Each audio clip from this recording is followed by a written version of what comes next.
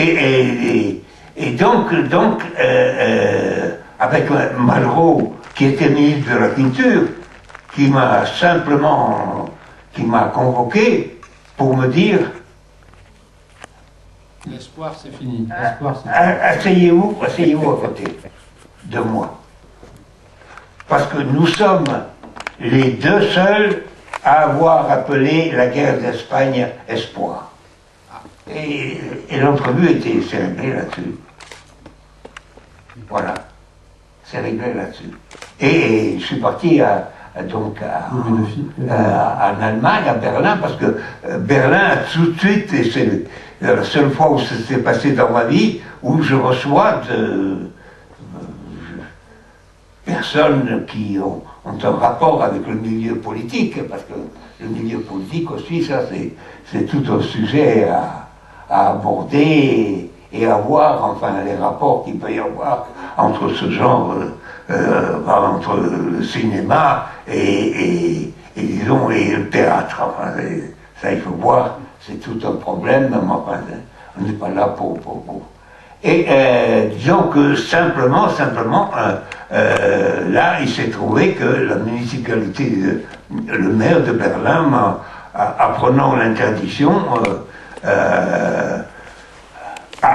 tout de suite m'a envoyé une lettre en disant venez, Berlin vous invite et vous serez payé en conséquence pour le prix que vous estimerez pour le travail que vous ferez et que vous comptez faire. Enfin, on ne vous demande rien, sinon de venir. Et c'est comme ça que je me suis établi à Berlin, et c'est comme ça que bon, là-dessus, il n'y a pas d'interdiction à Berlin. Hein, et donc, et en Allemagne en général, parce que la passion du général Franco était reprise à Francfort, et montée, etc., pendant que moi je faisais des écritures à Berlin. Et donc, mon émerveillement, etc., disons, parler de Berlin, j'en ai pour quelques jours. Voilà. Donc, alors, peut-être avant, on va... Alors, donc, là-bas à Berlin, j'ai reçu de quelqu'un qui allait devenir ministre de la Culture. Il n'était pas encore à ce moment-là. Il était simplement à l'Institut des Arts et de Diffusion. Diadé. Hein? À Diadé, oui. Oui, et donc, qui m'envoie, que j'avais connu pendant mon évasion d'Allemagne, des camps, etc. Et il était sur la frontière belge, et il avait réuni des enfants de Bruxelles dans l'organisme en question, là, et pour préparer la pièce du premier jour de paix. Alors, qui il avait récupéré? Tous les enfants juifs qu'il y avait à Bruxelles, enfin, etc. Et c'est avec ça qu'il avait monté, enfin, qu'il continuait à faire du théâtre. C'était Henri Imberg, qui est mort aujourd'hui. Et c'est lui qui a fait que je suis allé en Belgique, et que là j'ai passé les années les plus fastes, je parle du point de vue théâtre, hein, parce que Berlin, et disons que là aussi, c'est là où j'ai pu faire amener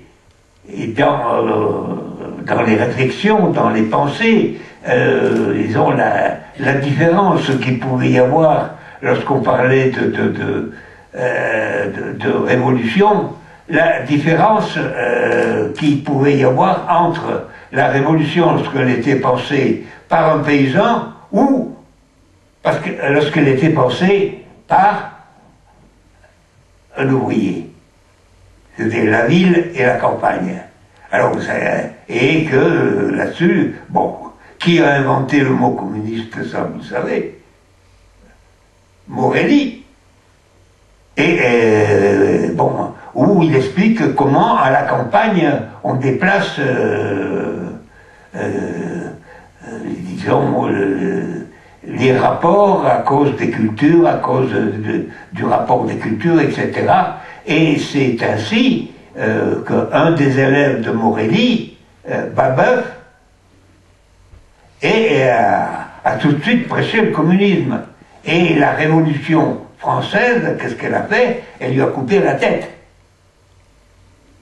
Et ensuite, la différence, et surtout là, je l'ai vécu très fort, c'est en Chine, parce que, bon, Moscou, enfin Khrouchtchev, à ce moment-là, était du côté Karl Marx, la lutte de classe, l'ouvrier, etc., alors que Mao Tse-tung était pour le paysan. Et expliquer et réorganiser les avis à partir de ce que représentait la vie paysanne. Et toutes les âneries qu'on raconte en ce moment-ci sur la révolution culturelle, parce qu'on ne raconte que des conneries là-dessus. Ça, quel que soit le parti, quel que soit le milieu, quel que soit le machin, c'est le fait d'envoyer les artistes. C'est ça le tout débat qu'il a quitté, parce que ça a mené évidemment quelques protestations. Un artiste doit aller travailler à la campagne. C'est là qu'il soit peintre, qu'il soit poète, qu'il soit, etc. Il ne peut apprendre quelque chose il pourra être artiste que s'il va se former à la campagne. Donc, après ses études à l'université, c'est la campagne où il faut aller, etc. Et c'est comme ça que s'écrivait son communisme, et c'est comme ça qu'il s'est mis la terre entière, disons, sur le dos. Voilà. Bon, ça c'est encore une autre histoire. Alors, pour dire qu'en Belgique, il y avait son frère, c'est Inberg et comme ça on a travaillé, on a pu, parce que quand même, disons, la première fois où j'ai pu faire, c'est-à-dire que j'ai pu monter une pièce que j'ai écrite, que j'ai montée, en la faisant dans une usine. Et c'était Raskinet, usine Raskinet. La colonne de Routy. Voilà. Et donc on a pu travailler sur cette idée de campagne, d'ouvriers, etc. Cette différence qui marquait terriblement les milieux qui se disaient révolutionnaires. Et c'était bon, la révolution jusqu'à couper la tête à ma veuve quand même. Enfin. Attends, tu es en train de couper la parole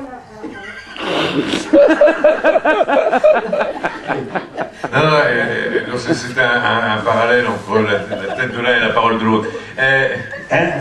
Oui. Ça va parler alors? C'est-à-dire que...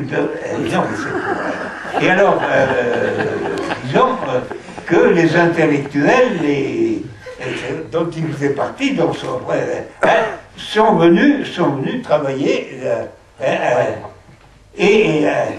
on a pu dans les campagnes, on est venu. Non, on est allé dans les campagnes de Brabant-Wallon. Ouais.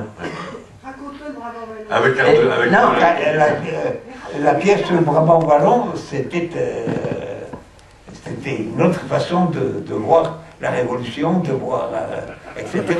Tu vois, ça je lui laisse raconter. Moi, ce que je peux raconter du Brabant-Wallon, c'est que il y avait, je crois qu'on vivait plus ou moins une trentaine dans une maison, une ancienne école, et il y avait la vidéo tu étais un des premiers à utiliser la vidéo, avec Ned Burgess et Stéphane Gatti qui filmaient, et vous faisiez des portraits de gens de la région, des paysans, et à partir de tous ces portraits vidéo, toi tu écrivais des pièces, que tu appelais des pièces trajets, et qui étaient jouées pendant une journée entière dans différents villages du Brabant wallon, et c'était autour du plan Mansol de l'époque, hein, c'était en 73, 73, et c'était tous les agriculteurs qui refusaient les plans qui allaient faire en sorte que tous ceux qui n'avaient pas assez de terre allaient devoir abandonner leur métier.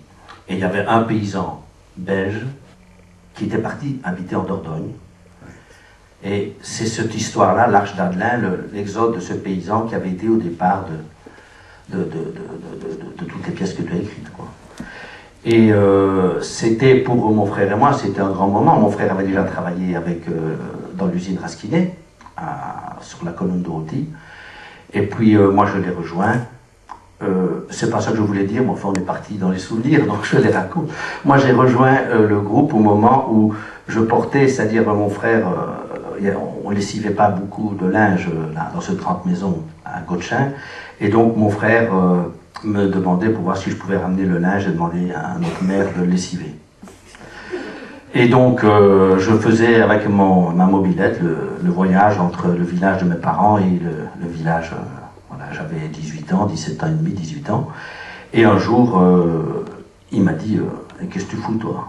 Je lui ai dit je viens d'arrêter mes études, je ne sais pas ce que je fais pour vraiment. Et je vendais des journaux. J'ai des journaux qui s'appelaient Pour. Et il y avait des numéros sur les paysans, justement sur cette restructuration de l'Europe paysanne. Et alors je lui ai apporté tous les journaux qui concernaient la paysannerie. Et il m'a dit mais pourquoi tu ne travaillerais pas avec ton frère? Je dis oui, mais bon, que faire? Et il m'a dit, pas de problème, ton frère est directeur du journal. Il y avait un journal qu'on a imprimé nous-mêmes avec la sérigraphie. Stéphane était le concepteur des affiches et des pages du journal. Et on était à quelques-uns, dont Jackie Sapar, qu'on voit d'ailleurs dans le film italien hein, de Montbéliard, Jackie avec le micro. Jackie Sapar, Jean-Pierre, mon frère et moi, et Stéphane qui était le concepteur du journal. Et on était à plusieurs à écrire des textes, j'en ai écrit un ou deux, enfin c'est surtout toi qui écrivais, Stéphane aussi je pense, et c'était à propos du travail qu'on menait là-bas, chez les paysans du Brabant wallon. Et donc j'ai trouvé ma place parmi, disons, les fabricants du journal. Et c'était pour moi une grande rencontre, évidemment, parce que, bon voilà, quand vous avez un homme qui avait 47 ans, 50 ans, je ne sais plus exactement à l'époque, tu étais un jeune homme, mais qui pour moi était déjà quelqu'un de très âgé. Et quand quelqu'un vous dit, bah, si tu veux travailler, vas-y, et que, bon, vous apprenez qui est cet homme, ce qu'il a écrit, ce qu'il a filmé, c'est surprenant. C'est surprenant d'avoir cette confiance-là. Et au point que même tu m'as laissé écrire une petite pièce sur le code de la route. Je me souviens de ça, oui. Soudain ça me revient. Et voilà, donc pour Jean-Pierre et moi, mon frère et moi, c'était un vrai apprentissage de la vie, de l'art, de leur rapport et de toutes les figures historiques de la révolution, des révolutions européennes et d'Amérique latine, mais surtout européennes. Que ce soit Rosa Luxembourg, Liebknecht ou de Routy, ou des gens que je connaissais de nom, j'avais jamais lu, j'ai commencé à lire, et puis beaucoup d'écrivains qui m'a fait découvrir, comme Faulkner, par exemple. Voilà. Et bon, ça a été un grand déclic dans notre vie, à Jean-Pierre et à moi, ce qui fait que je crois aussi, le fait qu'il nous ait réunis fait qu'on est resté ensemble pour la suite des opérations. Voilà. Et je voulais dire, peut-être en rapport avec ça, que moi, ce que j'aime beaucoup dans les films de Montbéliard que j'ai revus, donc pour la seconde fois, je les avais vus à Bruxelles quand tu étais venu. Je crois me souvenir que tu étais venu les présenter à Bruxelles, parce que moi, j'étais pas là-dedans, et Jean-Pierre non plus, nous n'étions pas là à Montbéliard. Je pense que tu es venu les présenter en 79.